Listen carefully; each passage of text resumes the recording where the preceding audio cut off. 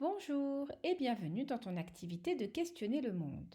Pour cette activité, tu vas avoir besoin de ton module 7 ouvert à la page 22, d'un tube de colle, d'une paire de ciseaux et de beaucoup d'imagination.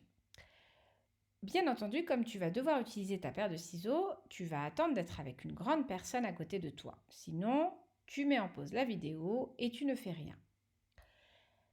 Nous allons observer ces images que tu peux voir devant toi. J'aimerais que tu les observes bien l'une après l'autre et que tu décrives à la personne assise à côté de toi ce que tu vois. Ce que tu vois d'une manière générale, ce que tu vois en détail, au loin, devant toi, ce que ça t'évoque. Est-ce que cette image te fait penser à quelque chose que tu connais ou au contraire quelque chose qui te paraît ancien ou très différent de ce que tu connais? Qui penses-tu a fait cette image? Est-ce que c'est un dessin ou une photographie ou une peinture?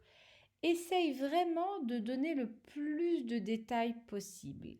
Et la personne à côté de toi pourra aussi te poser des questions. Une fois que tu auras pris le temps de décrire chacune de ces images et que tu auras vraiment fait le tour de ce que tu peux dire, il va falloir que tu ouvres ton module à l'annexe qui se trouve à la page 161. Avec ta paire de ciseaux, tu vas devoir découper les étiquettes. Il y en a 5. Je vais te lire les étiquettes. Photographie d'une peinture d'animaux réalisée sur les murs d'une grotte préhistorique.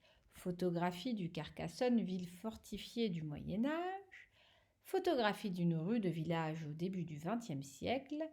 Ancêtre du vélo utilisé à la fin du XIXe, enluminure du Moyen Âge décorant les pages d'un livre et montrant les travaux des champs correspondant à chacun des mois de l'année.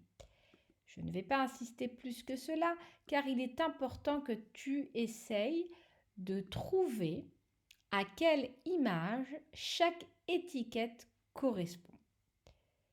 Voilà, nous avons fait le tour de cette activité. Je te dis à très bientôt et maintenant à toi de jouer.